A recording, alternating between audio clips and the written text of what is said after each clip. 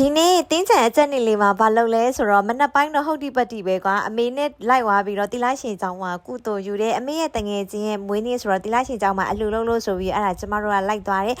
နောက်မှာတော့ရှင်တို့ဆက်ကြည့်လိုက်တော့ဘလော့ထမင်းစားတဲ့ဘလော့တွေလည်းပါတယ်ဒါပေမဲ့ကျမတို့တခြားအကြောင်းလေးတွေပြောမယ်ကွာမနက်ကတော့ဟုတ်နေရပဲကွာညနေလည်းကြာလေကျမရေဆော့တယ်ရေဆော့ရုံနဲ့အားမရဘူးကွာပြေးလာလို့ဆိုပြီးတော့ရက်ွက်ထဲကိုပတ်မယ်ဆိုပြီးတော့မနေ့ကကျတော့ကျမစိုက်ကယ်စီးပြီးရက်ွက်ထဲပတ်ထားတော့လက်ကပြန်နာနေတော့လေသွားလဲသွားခြင်းနဲ့စိုက်ကယ်ကလည်းမမောင်းနိုင်ဘူးဆိုတာအမေကလည်းလိုက်မယ်ဆိုတာနဲ့မောင်ဝန်းခွဲနဲ့တူတူ၄ယောက်သားကျမတို့တွေဘေးတွဲနဲ့ရေဘက်ခံထွက်တယ်ပေါ့လေမြောက်တကုံထဲမှာတော်တော်လေးစီတယ်နော်ကျမဘွားမှာလေးတကြံကိုဘေးတွဲနဲ့ရေဘက်ခံထွက်ဘူးတာဒါပထမအောင်ဆုံးပဲတော်တော်လေးစီတယ်ကျမကမနေ့ကလေးတက်တော့ကွန်မန့်မှာ